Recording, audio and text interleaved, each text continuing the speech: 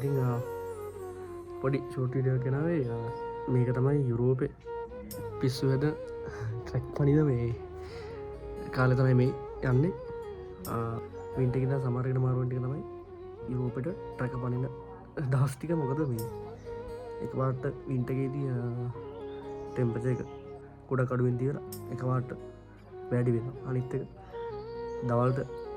ගිනි ගහන රස්නය රෑට පට්ටම හිතරයි අනිත්‍යමයිති මේ සාමාන්‍ය වින්ටගේ අපිට 3-4 විතර කළුවර වෙනවා